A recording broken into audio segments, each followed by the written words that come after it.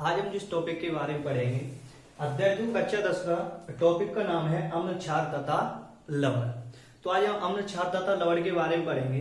तो आप लोग जानते हैं कि सभी रासायनिक यौगिकों को उनके रासायनिक गुणों के आधार पर अलग अलग भागों में विभाजित किया गया है, जैसे कि अम्ल, क्षार और लवण। इनमें से कुछ जैसे आप जानते हो कि जो खाने में अम्ल है या क्षार है, खट्टे होते हैं या कड़वे होते हैं, उनके आधार पर इनको अलग अलग रखा गया है। तो इन्हीं में से आज जो हम पढ़ेंगे, आज हम पढ़ेंगे अम्ल के बारे में। तो अम्ल के बारे में पढ़ेंगे। तो आप लोग जानते हो कि अम्ल है, तो अम्ल को प्रारंभ में इनके रासायनिक गुणों के आधार पर अलग किया गया था। तो रासायनिक जो अम्ल के रासायनिक गुण है या अम्ल को हम परिभाषित कर सकते हैं कि वे पदार्थ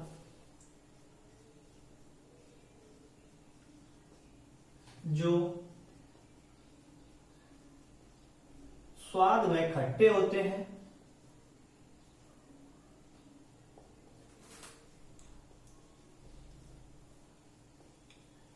वे पदार्थ जो स्वाद में खट्टे होते हैं अम्ल कहलाते हैं। या हम कह सकते हैं कि जो नीले लिटमस पेपर को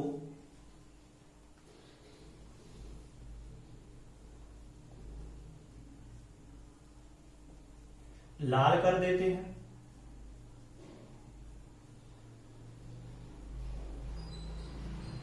या हम कह सकते हैं अम्ल जल में आयनित होकर H धनायन या हाइड्रोजन देता है। इसका मतलब है यदि किसी भी अम्ल को जल में वियोजित करेंगे तो वहां से हमें हाइड्रोजन गैस अलग होगी। जैसे कि अगर हम अम्ल के उदाहरण लें तो अम्ल के उदाहरण में हम कह सकते हैं नींबू है, संतरा है, या जो खट्टे पदार्थ हैं हम कह सकते हैं HCl है या H2SO4, हाइड्रोक्लोरिक अम्ल या सल्फ्यूरिक अम्ल या CHCH3COOH एसिटिक अम्ल है। ये सभी अम्ल के रूप हैं।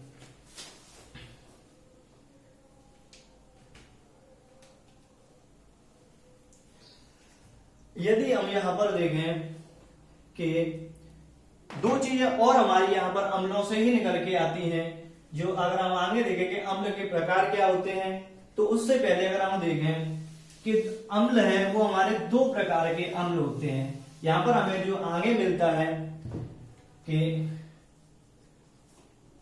एक होता है हमारा सांद्र अम्ल और एक होता है हमारा तनु अम्ल। इन दोनों में क्या अंतर होता है? सांद्र अम्ल का मतलब होता है यदि हम कह सकते हैं वे अम्ल जिनमें अम्ल की मात्रा अधिक,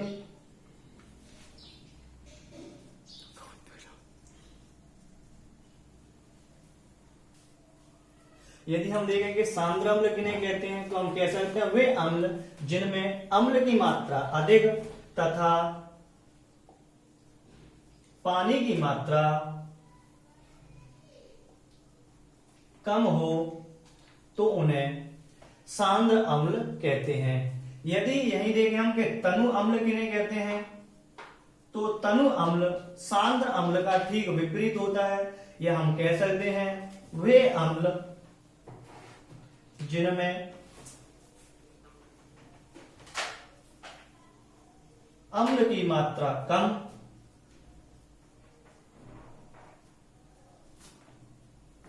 तथा पानी की मात्रा अधिक होती है,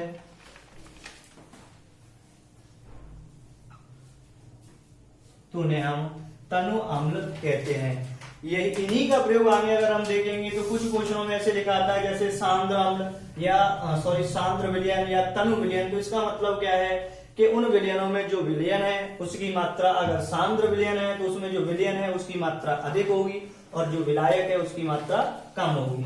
तो वहीं पर अगर हम ये देखें कि क्या सांद्र अम्ल को तनु अम्ल में या तनु अम्ल को सांद्र अम्ल में बदला जा सकता है, तो इन्हें बदलने के लिए हम कर सकते हैं कि यदि सांद्र अम्ल को पानी में मिला दिया जाए तो जब सांद्र अम्ल को पानी में मिलाएंगे तो वहां पर पानी की मात्रा अधिक हो जाएगी और अम्ल की मात्रा कम हो जाएगी। तो हम कह सकते हैं कि सांद्र अम्ल को हम तनु अम्ल बना सकते हैं। यदि अगर हम ये देखें कि तनु अम्ल को सांद्र अम्ल में बदल सकते हैं, तो यदि तनु जो अम्ल है उसमें से जो जल है उसको वाष्पित कर दिया जाए तो तनु अम्ल को सांद्र अम्ल में बदला जा सकता है, क्योंकि जब जल वाष्पित होगा तो उसमें जो अम्ल की मात्रा है वो अधिक हो जाएगी और जल की मात्रा या पानी की मात्रा कम हो जाएगी। तो इसे हम तनु अम्ल को सांद्र अम्ल में और सांद्र अम्ल को तनु अम्ल में बदल सकते हैं।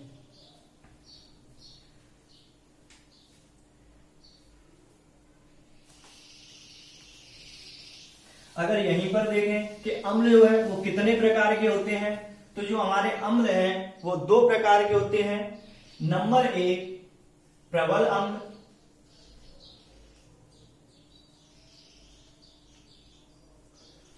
तो जो यही देखें कि प्रबल अम्ल किन अम्लों को कहते हैं, तो हम यहां पर कह सकते हैं कि वे अम्ल जो जल में पूर्णतः आयनित हो जाते हैं, वे अम्ल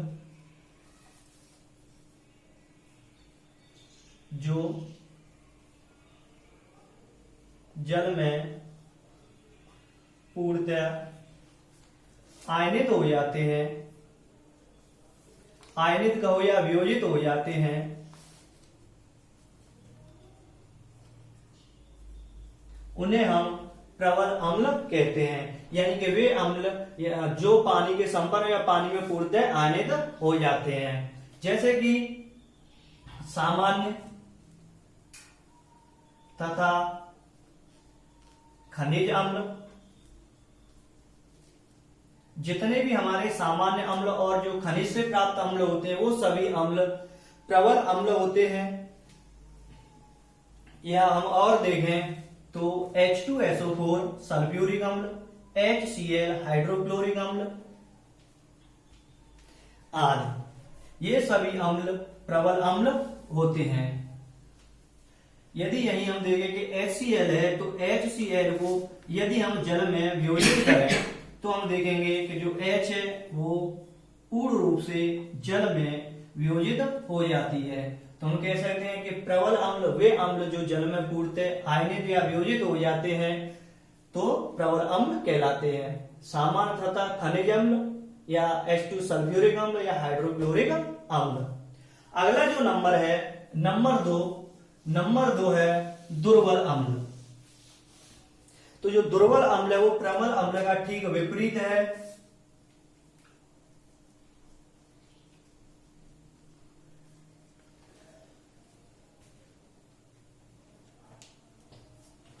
जहां हम कह सकते हैं कि वे अम्ल जो जल में पूर्ण रूप से आयनित नहीं होते,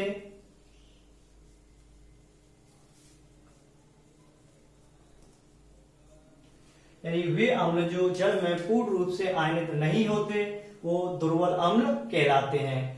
उदाहरण के रूप में देखें तो जितने भी कार्बनिक अम्ल हैं वो सभी अम्ल दुर्बल अम्ल होते हैं। या HCN हाइड्रोसाइनाइड जो अम्ल है वो भी हमारा दुर्बल अम्ल है। या हम कहें CH3COOH जो एसिटिक अम्ल है वो भी हमारा दुर्बल अम्ल है। यदि हम देखें कि HCN जो हाइड्रोसाइनाइड अम्ल है अगर जल में वियोजित किया जाए तो पूर्ण रूप से यह जल में आयनित नहीं होता है। तो यहां पर आयनित नहीं होता है, तो ये अम्ल कैसे दुर्बल अम्ल कहलाते हैं। यहीं पर एक चीज और देखें, एक जो क्वेश्चन है कि आयनित अम्ल या हाइड्रोनियम अम्ल या हाइड्रोनियम आयन किसे कहते हैं? तो जो हमारा जब अम्ल जल में घुलते हैं तो हाइड्रोजन अलग करते हैं, तो जो हाइड्रोजन है उसका जो आकार होता है छोटा होता है तथा वह उच्च, उसकी जो तीव्रता है वो अधिक होती है। इसकी वजह से जब हाइड्रोजन को जल के साथ मिलाया जाता है तो ये हाइड्रोनियम आयन देते हैं या हाइड्रोनियम आयन देते हैं। इसे ही हम जल योजित आयन कहते हैं, इसे ही हम जल योजित आयन या हाइड्रोनियम आयन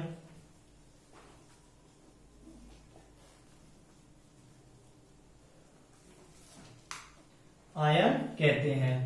जब हाइड्रोजन को जल के साथ, जब हाइड्रोजन को या हाइड्रोजन को जलीय कणों के साथ मिलाया जाता है तो वह आयनित होकर हाइड्रोनियम आयन देता है या जल योजित आयन देता है। इसके बाद यदि हम देखें अम्लों के भौतिक गुण,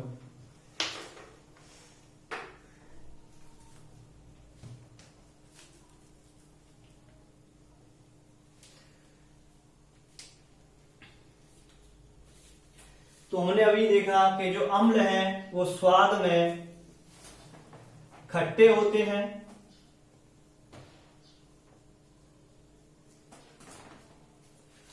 अगर अम्लों के भौतिक गुण में देखें तो अम्ल स्वाद में खट्टे होते हैं, अम्ल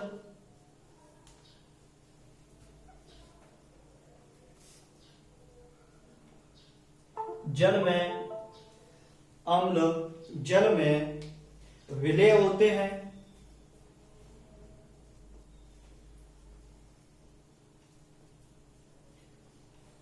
अम्ल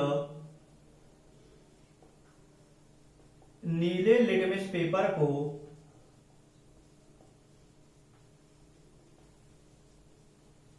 लाल कर देते हैं,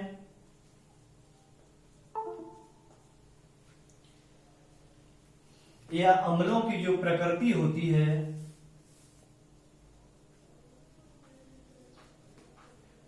अम्लों की प्रकृति संचारक होती है।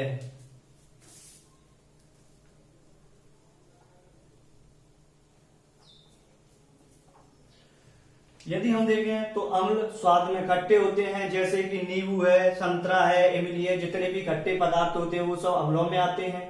अम्ल जल में विलय होते हैं। अभी हमने देखा कि अम्ल के दो भाग होते हैं, प्रबल अम्ल और दुर्बल अम्ल, तो वहीं से हमने देखा जो अम्ल है वो जल में विलय होते हैं। तीसरा नंबर है अम्ल नीले लिटमस पेपर को लाल कर देते हैं। अगर नीले लिटमस पेपर को अगर वो उसका कलर किसी के संपर्क में आने पर लाल हो रहा है तो वो अम्ल होगा। यदि उसे लाल लिटमस पेपर को अगर अम्ल के साथ मिलाया जाए तो वह नीला नहीं होगा, सिर्फ नीले लिटमस पेपर को ही क्या होगा, लाल होगा। अम्लों की जो प्रकृति होती है वो संक्षारक होती है। इसका मतलब क्या है, यदि अम्ल त्वचा, कपड़े या कागजों के संपर्क में आ जाते हैं तो इनके में क्षति हो जाती है। तो यहीं से अगर हम देखेंगे तो अम्लों के भौतिक गुण,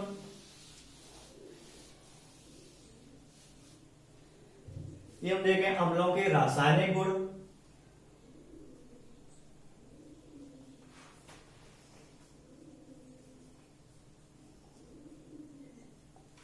तो अम्लों के रासायनिक गुण में देखेंगे जैसे कि अगर जो अम्लों की क्रिया है, यदि अम्लों को यदि हम कहें कि धातु के साथ अभिक्रिया,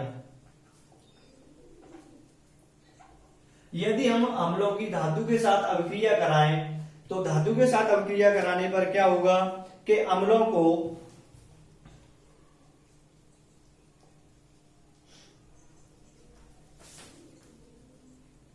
विभिन्न सक्रिय धातुओं, जैसे कि हम कह सकते हैं जिंक है, मैग्नीशियम है, सोडियम है, लोहा है आदि से अभिक्रिया कराने पर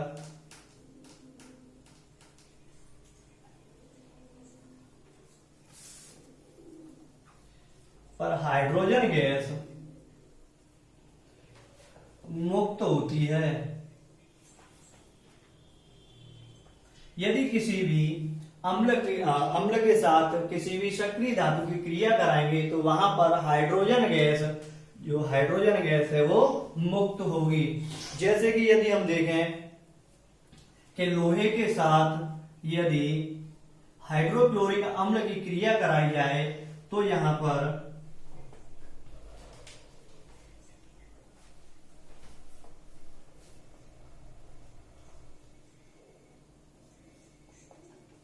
हाइड्रोजन गैस मुक्त हो जाती है और जो हमारे पास बनता है वो बनता है फेरिस क्लोराइड। यदि आयरन के साथ हाइड्रोक्लोरिक अम्ल की क्रिया कराई जाए, जो कि हाइड्रोक्लोरिक ये एक अम्ल है और ये एक धातु है, यदि इन दोनों की क्रिया कराई जाती है तो यहां पर हमें फेरिस क्लोराइड प्राप्त होता है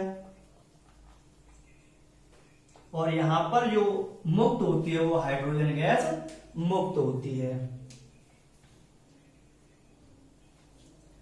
यदि अगला नंबर देखें और रासायनिक गुण देखें तो यदि धातुओं के साथ यदि अम्लों की धातु ऑक्साइड के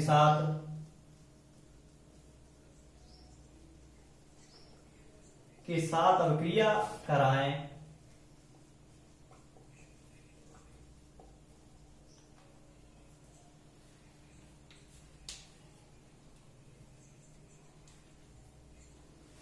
तो हम कह सकते हैं कि अम्ल कुछ धातु ऑक्साइड जो उनकी प्रगति क्षारीय अगर है के साथ क्रिया करके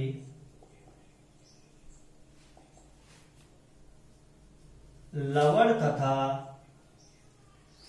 जल बनाते हैं। लवण तथा जल बनाते हैं। जैसे कि यदि हम देखें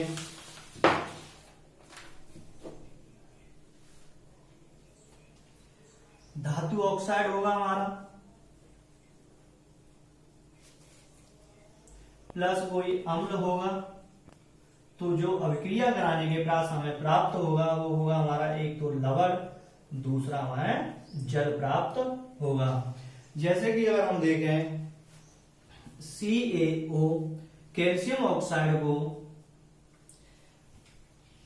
हाइड्रोक्लोरिक अम्ल के साथ यदि क्रिया कराई जाए, कैल्शियम ऑक्साइड को हाइड्रोक्लोरिक अम्ल के साथ यदि क्रिया कराई जाती है तो हमें CaCl2 प्लस के H2O प्राप्त होता है। कैल्शियम क्लोराइड तो ये एक लवण हो गया और हमें जल प्राप्त होगा। यदि कैल्शियम ऑक्साइड की क्रिया क्लोरिक अम्ल के साथ कराई जाती है तो एक हमें लवण प्राप्त होता है कैल्शियम क्लोराइड और एक हमें जल प्राप्त होता है। अगर और देखें जैसे कि मैग्नीशियम ऑक्साइड, तो मैग्नीशियम ऑक्साइड की यदि हम क्रिया सल्फ्यूरिक अम्ल के साथ कराएं,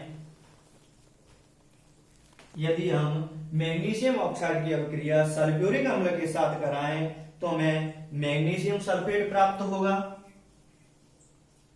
मैग्नीशियम सल्फेट के साथ साथ हमें जल प्राप्त होगा। तो ये मैग्नीशियम जो सल्फेट है वो हमारा लवण है, ये हमारा जल है, ये हमारी धातु ऑक्साइड है और ये हमारा अम्ल है। तो यहां पर अगर हम धातुओं के साथ किसी भी अम्ल की क्रिया कराते हैं तो अम्ल कुछ धातुओं के साथ क्रिया करके लवण तथा जल बनाते हैं। या हम कह सकते हैं कि यदि अम्लों को क्षार के साथ मिलाया जाता है, तो हमें क्या प्राप्त होगा, तो वहां पर भी यही स्थिति प्राप्त होगी। यदि अम्ल को क्षार के साथ मिलाएंगे तो हमें एक तो प्राप्त होगा लवण और दूसरा हमें प्राप्त होगा जल। यदि यहीं पर हम देखें कि अम्लों के जो प्रयोग है, हम अम्लों का प्रयोग कहाँ कर सकते देख सकते हैं, तो जो अम्लों के प्रयोग हैं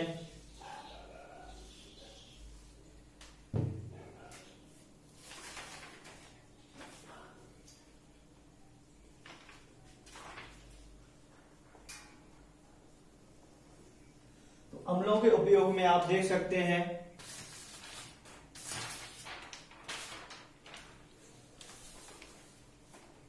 सबसे पहला आपने देखा होगा H2SO4 सल्फ्यूरिक अम्ल का प्रयोग। तो सल्फ्यूरिक अम्ल का प्रयोग आप कहाँ कहाँ कर सकते हैं, जो आपकी लेड बैटरियां होती हैं उनमें सल्फ्यूरिक अम्ल डाला जाता है।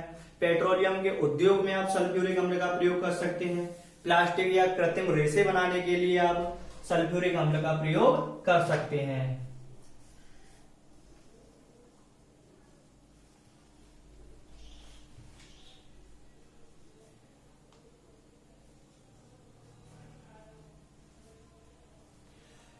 लेड की बैटरियों में, पेट्रोलियम उद्योगों में,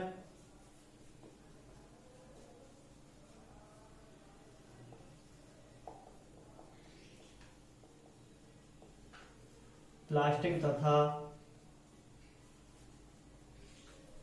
कृत्रिम रेसे बनाने में। यदि यही देखें कि हम और कहां पर देख सकते हैं कि जैसे कि आपने नाइट्रिक जो अम्ल है HNO3 नाइट्रिक अम्ल का प्रयोग देखा होगा कि नाइट्रिक जो अम्ल है सोने तथा चांदी के शोधन में कर सकते हैं हम।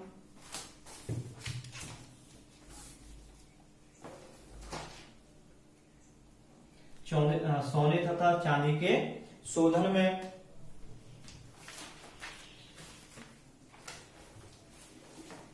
और औषधियों के रूप में भी हम इसका प्रयोग कर सकते हैं। यदि यहीं पर और देखें हम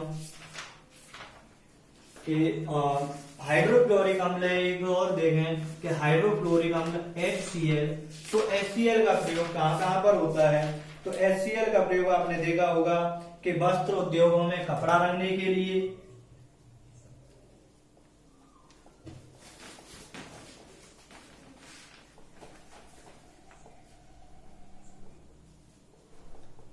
वस्त्र उद्योगों में जो कपड़ा रंगने के लिए वहां पर हाइड्रोक्लोरिक अम्ल का प्रयोग किया जाता है। अगला अगर आपने और कहां पर देखा होगा तो जहां कलई की जाती है, तो कलई करने से पहले जो लोहे की चादर होती है उन्हें साफ करने के लिए भी हाइड्रोक्लोरिक अम्ल का प्रयोग किया जाता है। तो ये था हमारा अम्लों के बारे में। इससे आगे पढ़ेंगे अब हम क्षारों के बारे में।